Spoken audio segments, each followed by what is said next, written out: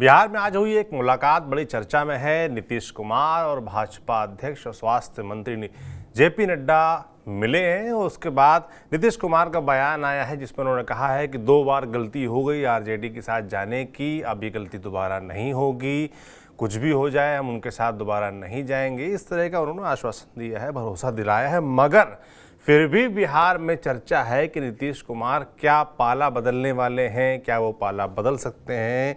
हाल में ही उनकी तेजस्वी यादव से मुलाकात हुई थी, उसके बाद से सरगर्मियां और बढ़ गई हैं। तो क्या वाकई कुछ बात है, अंदर की कहानी कुछ क्या चल रहा है, खेल चल रहा है, इसके बारे में आपको बताएंगे। इसके अलावा आपको बताएंगे कि जो तमाम राजनीतिक नियुक्तियाँ होती हैं बोर्डों की और निगमों की, वो क्यों रुकी हुई हैं बिहार में, इसके बारे में चर्चा करेंगे। दोनों विषयों पर बात करने के लिए हमारे साथ हमारे वरिष्ठ साथी पंकज जी होंगे। पंकज जी, बहुत स्वागत है आपका। धन्यवाद। नीतीश कुमार की मुलाकात जेपी नड्डा से बड़ी चर्चा में है। अब इस मुलाकात को लेकर भी जाहिर सी बात के सवाल उठेंगे कि भाजपा अध्यक्ष को बिहार क्यों आना पड़ा, नीतीश कुमार से क्यों मिलना पड़ा। हाल में ही तेजस्वी यादव से नीतीश कुमार मिले थे। नीतीश कुमार ने बयान दिया नहीं अब दोबारा नहीं जाएंगे, चाहे कुछ भी हो जाए, 2 बार गलती कर चुके हैं। तीसरी बार गलती क्या होने जा रही है, या जो बोल है नीतीश कुमार वो सही है? देखिए, एक बात तो आप ये जान लीजिए कि नीतीश कुमार क्या क्या कह चुके हैं। अगर आप उसको याद करेंगे तो फिर आप ये समझेंगे कि उनकी कौन सी बातों पे भरोसा किया जाए और किस पे भरोसा नहीं किया जाए।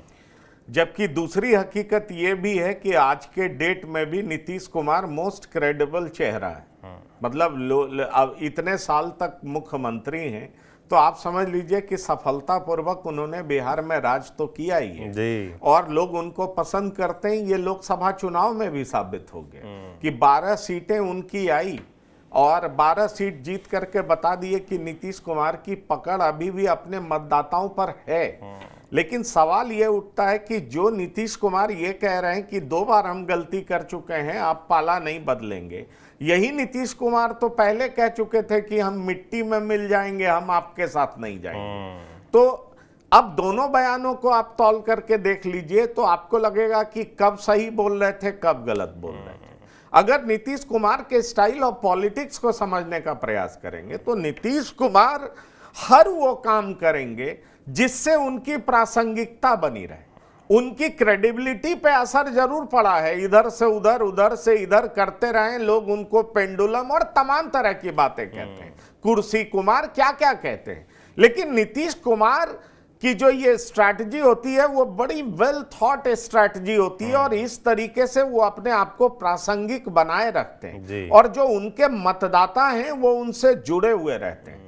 पर आप सवाल कर सकते हैं कि आखिरकार फिर ऐसा क्या हुआ जो चर्चा उठ चला है कि नीतीश कुमार बदल सकते हैं। इस ऐसा क्या हुआ? पिछले दिनों ये चर्चा की गई कि 8 महीने बाद तेजस्वी यादव से मुलाकात हुई और तरह तरह की बातें। तो देखिए, वो मुलाकात तो एक संवैधानिक जो नियम है उसके तहत हुई थी, क्योंकि इंफॉर्मेशन कमिश्नर को नियुक्त करना था। उसमें विपक्ष के नेता, पक्ष के नेता सब लोग मिलते हैं, तो उस वजह से मुलाकात हुई थी। इसलिए उस बात में बहुत दम नहीं है। लेकिन किस वजह से ये पलटी मार सकते हैं ये मैं आपको बताना चाह रहा हूं कि ये पॉसिबिलिटी क्यों। बिल्कुल, लोग भी जानना चाहेंगे। और मैं आपको बताऊं कि ये सिर्फ मैं नहीं कह रहा हूं, मेरा आकलन नहीं है। ये बीजेपी में भी कुछ लोगों का आकलन है, ये आरजेडी में भी कुछ लोगों का आकलन है और जो पॉलिटिकल एनालिस्ट जेडीयू के पॉलिटिक्स को समझते हैं उनका भी आकलन है। आप याद करिए पिछले चुनाव में चिराग पासवान थे जिन्होंने नीतीश कुमार के पक्ष में बीजेपी के वोट को ट्रांसफर होने से रोक दिया था।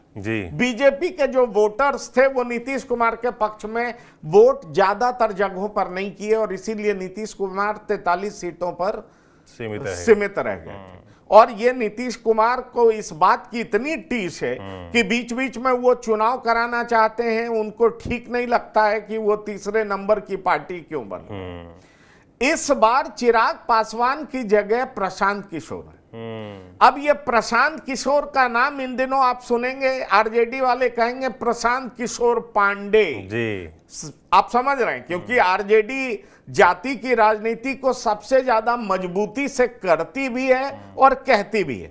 पॉलिटिक्स तो जाति की सब करते हैं, लेकिन आरजेडी करती भी है और कहती भी है।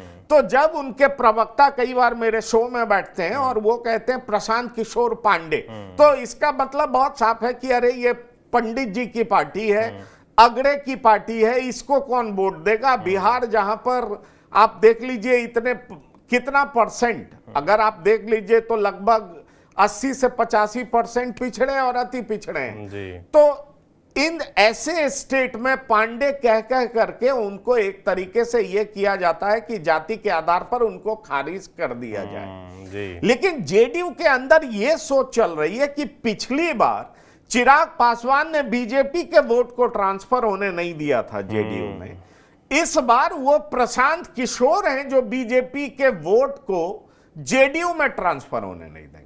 अच्छा। क्योंकि बीजेपी के जो वोटर्स हैं वो जेडीयू से नाराज हो गए, खासतौर पर अपर कास्ट के जो वोटर्स हैं अब नीतीश कुमार को देख करके थक गए, पक गए, एंटी इनकम्बेंसी है, उनको नया चेहरा चाहिए। नीतीश कुमार लंबे समय से मुख्यमंत्री हैं, अब उनका जो बेहतर चीज था जिसके लिए वो जाने जाते थे, सुशासन बाबू, बेहतरीन लॉ एंड ऑर्डर, जोरदार सड़क, बिजली, वो तमाम काम नीतीश कुमार ने कर दिया। आप पहले 10 साल में उन्होंने बहुत अच्छा काम कर दिया और जो 2010 का चुनाव जीते थे तो इसलिए जीते थे क्योंकि शानदार लॉ एंड ऑर्डर था।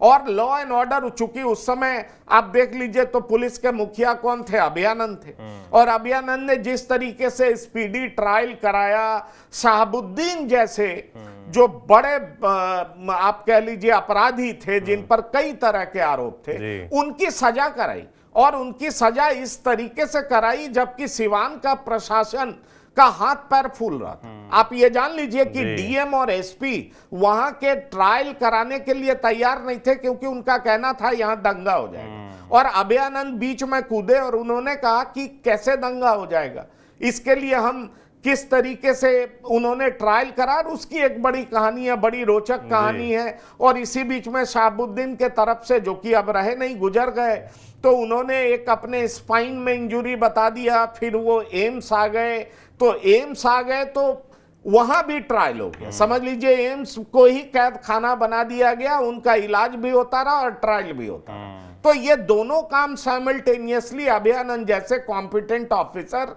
करा सकते थे और उन्होंने कराया। और देखिए 2010 याद करिए तो आपको पता चलेगा कि महज 22 सीट पर आरजेडी से मट गई। ये हो सकता था क्या? 2010 के चुनाव में नीतीश कुमार को हर जाति, हर तबके से लोगों ने वोट किया था क्योंकि सुशासन के सिंबल बन चुके थे, बिहार की उम्मीद बन चुके थे, अपने वादों पे खड़े उतर रहे थे।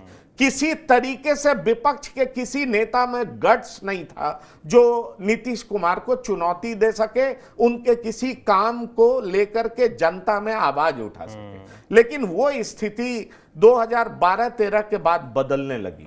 जानकार ये कहते हैं कि जब से उनका मंसूबा प्रधानमंत्री बनने का हुआ तब से नीतीश कुमार बेहतर नेता रह नहीं गए। वो जाति पाति की पॉलिटिक्स, गुना गणित, जोड़ घटाव में लग गए, और जो उनका बेहतर एडमिनिस्ट्रेशन, जो उनकी पहचान थी, वो डाइल्यूट होने लगी। तो ये सारी बातें हैं। अब देखिए नीतीश कुमार फिर भी गुना गणित जोड़ घटाव कहने वाले कुछ भी कहें, पर मुख्यमंत्री तो नीतीश कुमार ही है ना। 43 सीट आया तो भी नीतीश कुमार ही है मुख्यमंत्री।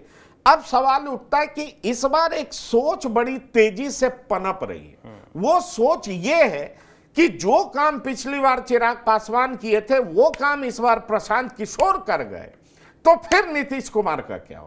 नीतीश कुमार इस बार और फिसड्डी हो जाएंगे। 2020 में तो ये उम्मीद भी नहीं थी, लेकिन 2025 में ऐसा हो सकता है कि जैसे चिराग पासवान को 25 लाख वोट आ गया था और उन्होंने अपने तमाम उम्मीदवारों को जेडीयू के खिलाफ उतार दिया था, तो इस तरीके से प्रशांत किशोर जिस तरीके से आरजेडी और जेडीयू दोनों के खिलाफ मुखर होकर के बोल रहे हैं, ज्यादा बोल रहे हैं, वैसे बीजेपी के खिलाफ भी बोल रहे हैं, तो एक सोच ये चल रहा है कि बीजेपी के वैसे वोटर्स जो बीजेपी को वोट देना चाहते हैं लेकिन जेडीयू को वोट देना नहीं चाहते हैं, उन वोटों को प्रशांत किशोर अपनी तरफ खींच सकते हैं। और जब ये खींचेंगे तो फिर जेडीयू की स्थिति वही हो जाएगी जो 2020 में थी। तो कहा यह जा रहा है कि ये सोच नीतीश कुमार के मन में चल रहा है। ये कुछ जो पॉलिटिकल एनालिस्ट हैं और कुछ जो बीजेपी के अंदर के लोग हैं जो नीतीश कुमार के मूव पे नजर रखते हैं, वो ऐसा सोच रहे हैं कि ये संभव है,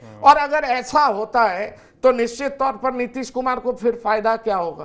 तब कहा जा रहा है कि नीतीश कुमार को ऐसा लगता है कि अगर हम आरजेडी के साथ चले जाते हैं तो ये दिक्कत नहीं होगी, तब वोटों का कंसोलिडेशन जबरदस्त होगा, सब कुछ हमारे फेवर में होगा और फिर से हम थंपिंग मेजॉरिटी से सरकार बना सकते हैं। इसलिए जो ये बीच में आवाज उठ रही है, वो कहते हैं ना Saurabh, there is a no smoke without fire.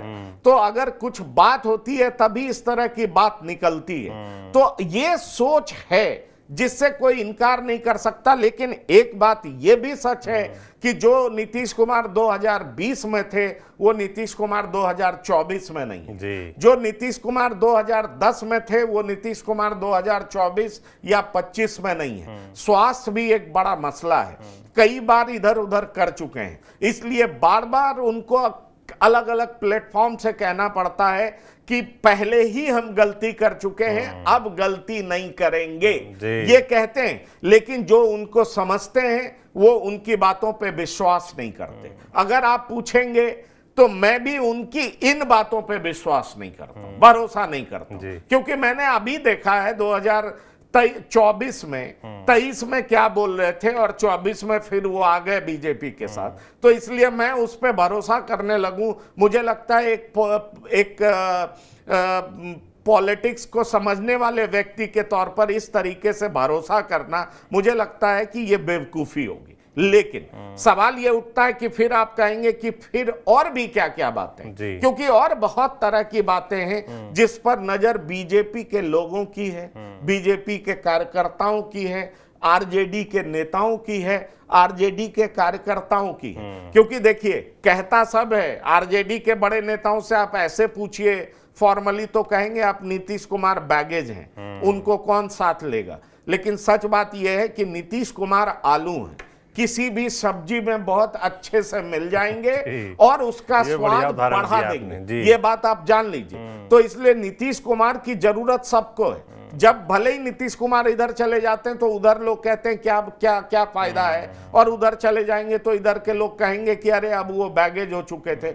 लेकिन नीतीश कुमार जितना एनडीए को चाहिए उतना महागठबंधन को भी चाहिए, इस बात से कोई इनकार नहीं कर सकता। लेकिन अब आप पूछ सकते हैं कि फिर और क्या क्या बातें हैं, क्योंकि मैंने एक बात तो आपको बता दी कि 2020 का चिराग पासवान इस बार प्रशांत किशोर हो सकते हैं। बीजेपी का वोट जैसे ट्रांसफर नहीं हुआ था जेडीयू को, इस बार प्रशांत किशोर बीजेपी का वोट जेडीयू में ट्रांसफर नहीं होने देने में सहायक सिद्ध हो सकते हैं, कारगर सिद्ध हो सकते हैं। और ये सोच कहीं ना कहीं चल रही है, इसलिए ये एक कारण है और भी कई कारण। ये महत्वपूर्ण कारण है। मुझे लगता है कि इसको सुन के बिहार की जो जनता है, जो हमारे दर्शक हैं, उनके मन में भी ये सवाल पनप जाएगा कि वाकई ये बात तो है। अगर ये प्रशांत किशोर गेम करते हैं और जेडीयू का गेम बिगाड़ने की स्थिति में दिखते हैं तो कल को कुछ भी हो सकता है, गारंटी कोई नहीं है। पर ऐसा पंकज जी के सूत्र कह रहे हैं कि इस तरह की बातें चर्चा में हैं, और इसीलिए जो बात बोली कि भाई धुआं उठ रहा है, दिख रहा है, तो कहीं ना कहीं आग तो ज़रूर लगी होगी।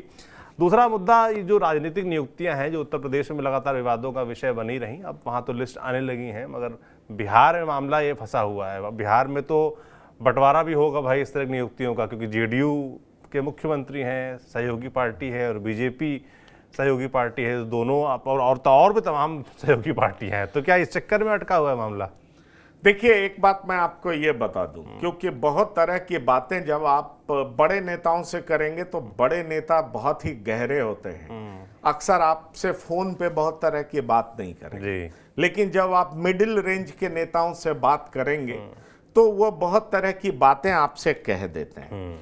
जब हमने उनसे पूछा कि अरे भाई, आपको लगता है कि नीतीश कुमार फिर से बदल सकते हैं, तो वो कहते हैं देखिए, अब तो हमको भी दिल से नहीं लगता है कि नीतीश कुमार कितनी बार बदलेंगे, और अब तो बार बार कह रहे हैं, और अब नीतीश कुमार स्वास्थ्य के लिहाज से भी बहुत ठीक नहीं है, और आरजेडी में वो जाते हैं तो उनकी स्थिति ठीक नहीं रह पाती है, क्योंकि उनका जो इमेज है उस पे धब्बा लगता है। लेकिन लेकिन मैं बहुत सारी बातें बता जाते हैं। जैसे देखिए कि बोर्ड और आयोग के अध्यक्ष पद का गठन होना जी। और ये 1 सप्ताह में होना है। अगर इस 1 सप्ताह में नीतीश कुमार नहीं करते तो समझ लीजिए कि नीतीश कुमार के मन में कुछ ना कुछ है, कुछ ना कुछ चल रहा है। अच्छा। ये बात जान लीजिए। करेक्टेड है ये भी बिल्कुल मामला। बिल्कुल बिल्कुल। अगर बोर्ड और आयोग के अध्यक्ष पद का गठन 1 सप्ताह के भीतर नहीं हो रहा है, इसका मतलब कुछ नीतीश कुमार के मन में चल रहा है। ये बात आप जान लीजिए। और नीतीश कुमार जो कहते हैं वो करते नहीं, कम से कम पाला बदलने के समय में तो बिल्कुल नहीं करते। मुझे याद है 2022 में जब वो पाला बदल रहे थे तो एक रात पहले बड़े नेता का फोन गया था उनके पास और उन्होंने कहा था ये सब बेकार की बात है और अगले दिन बदल गए थे। मैंने आपको बताया कि वो कह चुके मिट्टी में मिल जाऊंगा, नहीं बदलूंगा, लेकिन बदल गए। तो इसलिए अगले 1 सप्ताह में बोर्ड का गठन होना है, आयोग के अध्यक्ष पद का चुनाव होना है, बराबर बराबर दोनों पार्टी में बंटना है। अगर नहीं बंटता है, नीतीश कुमार इस पे फैसला नहीं लेते, तो आप ये समझ लीजिएगा कि निश्चित तौर पर कुछ तो गड़बड़ है, कुछ गड़बड़ होने जा रहा है। अब वो गड़बड़ नहीं हो उससे पहले इनको और कुछ चाहिए, इनकी बात मान ली जाए तो अलग है, लेकिन इनके दिमाग में कुछ चल रहा है, इस बात से कोई इनकार नहीं कर सकता। अगले 1 महीने में प्रखंड 20 सूत्री का भी गठन होना, अगर वो भी नहीं होगा, क्योंकि ये भाजपा और जेडीयू जितने भी एनडीए के घटक दल हैं, सबके नेताओं के बीच में, प्रखंड स्तर के नेताओं के बीच में, डिस्ट्रिक्ट स्तर के नेताओं के बीच में, और साथ में बोर्ड और आयोग के अध्यक्ष पद का गठन होना है। इसमें आप जान लीजिए कि व्यापार आयोग का भी गठन होगा, ठीक ठाक सैलरी भी मिलता है, सत्ता में भागीदारी भी होती है और तमाम लोग नजरें गड़ाए हुए। अगर बोर्ड और आयोग के अध्यक्ष पद का गठन 1 सप्ताह में नहीं होता तो आप मुझसे पूछेंगे तो मैं मानूंगा कि नीतीश कुमार वो शतरंज में घोड़े की चाल होती है ना, वो कह रहे हैं लेकिन वो सीधा चलेंगे नहीं, वो ढाई कदम चलने वाले। और इसी तरीके से 20 सूत्री का गठन प्रखंड स्तर पर नहीं हुआ तो मैं ये मान करके चलूंगा कि कुछ तो गड़बड़ चल रहा है इनके दिमाग में, ये समझा जा सकता है। तो इसलिए आज भले ही जेपी नड्डा से मिले, कई बार प्रधानमंत्री से मिलकर के कह चुके हैं कि अब जो पहले गड़बड़ हो गया लेकिन अब हम कहीं जाने वाले नहीं हैं, पर उनकी इन बातों को 100% विश्वास किया जाए ये मैं नहीं करने वाला जी। ये मैं आप भी नहीं करने वाले हैं और मुझे लगता है कि बहुत बड़ी जनता बिहार में भी है, वो भी इस बात को यही बात मैं आपसे कह रहा हूं। और एक बात और इंटरेस्टिंग है, पिछली बार भी जब इन्होंने पाला बदला था तो जेपी नड्डा ही बिहार पहुंचे थे, और जेपी नड्डा बिहार पहुंचे थे और उन्होंने ये कह दिया था कि बहुत तरह की जो ये रीजनल पार्टीज हैं, रीजनल पार्टीज पे जेपी नड्डा ने करारा प्रहार किया, इस बात को जान लीजिए। और बीजेपी के मंसूबे क्या हैं इसको लेकर के जेडीयू को बहुत शक हो गया। वैसे इस बार भी जेपी नड्डा पहुंचे हैं, सबसे पहले नीतीश कुमार से मिलने गए हैं। नीतीश कुमार का बयान आ रहा है कि हम किसी भी सूरत में बदलने नहीं जा रहे हैं, 2 बार गलती हो चुकी है, अब नहीं होगी। लेकिन इस बार भी जेपी नड्डा पहुंचे तो क्या जेपी नड्डा के पहुंचने के बाद ये सुगबुगाहट तेज होगी क्या? ये भी लोग बात कह रहे हैं, पर होगा क्या ये नीतीश के अलावा कोई नहीं जानता। पर एक बात और इंटरेस्टिंग है सौरभ, वो इंटरेस्टिंग ये है कि पहले नीतीश कुमार के साथ 2 ऐसे लोग थे जो चाहते थे कि आप बीजेपी से हट जाइए और चलिए आरजेडी के साथ। उसमें नाम आता था ललन सिंह का, राजीव रंजन उर्फ ललन सिंह का, और दूसरा नाम विजेंद्र यादव का था। राजीव रंजन सिंह अब केंद्र में मंत्री बन चुके हैं, और राजीव रंजन सिंह मुंगेर में इस बार जो चुनाव लड़े हैं तो राजीव रंजन सिंह को भी समझ में आ चुका है कि उनकी जाति के लोग आगे बढ़ बढ़ करके राजीव रंजन सिंह को जिताया है। जिस तरीके से लालू प्रसाद की रणनीति ने वहां फॉरवर्ड और बैकवर्ड की राजनीति कर दी थी, और जेडीयू के जो वोटर माने जाते थे उसमें कईयों ने तो वोट किया, लेकिन बड़ी संख्या में लोगों ने वोट नहीं किया क्योंकि जेडीयू के वोटर भी जाति पाति के नाम पर बट गए थे। जैसा अभी हाल के समय में जो पिछले 2 दिनों में कंट्रोवर्सी हुई, अशोक चौधरी ने कहा ना जहानाबाद में, अरे भाई आप नीतीश कुमार को मानते हैं तो आप फिर आप जाति क्या देख रहे हैं? चंद्रवंशी खड़े तो आपने इनको वोट क्यों नहीं दिया? जी। तो ये केवल जहानाबाद में नहीं हुआ, ये मुंगेर में भी हुआ, ये बेगूसराय में भी हुआ। वहां पर फॉरवर्ड बैकवर्ड की राजनीति हो गई, इसलिए जो जेडीयू के कमिटेड वोटर्स थे उनमें से बड़ी संख्या में लोगों ने ललन सिंह को वोट नहीं दिया, उनमें से बड़ी संख्या में लोगों ने गिरिराज सिंह को वोट नहीं दिया। तो ये बात आप समझ लीजिए कि ये स्थिति हुई, इसलिए जो ललन सिंह पहले आरजेडी के तरफ जाने के पक्षधर थे, मुझे नहीं लगता कि वो ललन सिंह अब आरजेडी के तरफ जाने के पक्षधर होंगे। संजय झा पहले से ही जाने जाते हैं कि उनका अप्रोच प्रो बीजेपी रहा है। अशोक चौधरी पहले से ही जाने जाते हैं कि उनका अप्रोच प्रो बीजेपी है और वो बीजेपी के तरफ ही रहने में भलाई समझते हैं। जहां तक विजय चौधरी का सवाल है तो उनका भी अप्रोच इसी तरह का रहा है। ऐसे में सवाल उठता है कि क्या जो 4 बड़े नेता जो नीतीश कुमार के आसपास हैं, वो क्या नीतीश कुमार को ऐसा करने देंगे? तो जानने वाले ये कहते हैं कि नीतीश कुमार जो चाहेंगे वही ये 4 लोग चाहेंगे। पर सवाल ये उठता है कि नीतीश कुमार फिर भी सलाह मशवरा तो करेंगे। महासचिव के नाम पर एक मनीष वर्मा आए हैं, तो मनीष वर्मा क्या ऐसा सोचेंगे? मुझे इसमें थोड़ी सी जरूर इस बार अलग स्थिति दिखाई पड़ती है कि ये तमाम लोग बीजेपी के साथ रहने के ही पक्षधर हैं। लेकिन सवाल ये उठता है कि फाइनल डिसीजन नीतीश कुमार लेंगे, जेडीयू का मतलब नीतीश कुमार, और नीतीश कुमार जो फैसले लेंगे वही बात तमाम नेता करेंगे। इसलिए एक सबसे बड़ी वजह जो मैं अपने दर्शकों को एक बार फिर से बताना चाहूंगा कि सबसे बड़ी वजह मुझे दिखाई पड़ती है कि जेडीयू के दिमाग में अगर ये बात घर कर गई, खास तौर पर नीतीश कुमार के दिमाग में, कि जो काम 2020 में चिराग पासवान ने किया था वो काम इस बार प्रशांत किशोर कर सकते हैं, तो निश्चित तौर पर इस बारे में नीतीश सोच सकते हैं। और दूसरी बड़ी बात, उसका इशारा कैसे मिलने लगेगा? तो अगर एक सप्ताह में बोर्ड और आयोग के अध्यक्ष पद का गठन नहीं होता है तो समझ लीजिएगा कि इनकी नीयत में जरूर कुछ ना कुछ अलग चीजें चल रही है, मतलब बीजेपी से अलग चीजें चल रही है। और 1 महीने के भीतर डिस्ट्रिक्ट और प्रखंड स्तर पर 20 सूत्री का गठन नहीं होता है तो ये नीतीश कुमार के मन में निश्चित तौर पर कुछ और है, इस बात से कोई इनकार नहीं कर सकता। बिल्कुल। तो हम चर्चा कर रहे थे कि नीतीश कुमार के मन में क्या चल रहा है, क्या वो बीजेपी का साथ छोड़ फिर से एक बार आरजेडी के साथ जा सकते हैं? तो जाएंगे कि नहीं जाएंगे तो भविष्य में पता चलेगा, मगर जो फिलहाल फैक्टर्स हैं जिनकी वजह से ये चर्चा हो रही है वो पंकज जी ने आपको बताए। आपका इस पूरी बातचीत के बारे में क्या सोचना है? नीतीश कुमार क्या फैसला कर सकते हैं? आपको क्या लगता है? हमें कमेंट बॉक्स में लिखकर जरूर बताएं। बाकी देखते रहिए TV9 डिजिटल। शुक्रिया।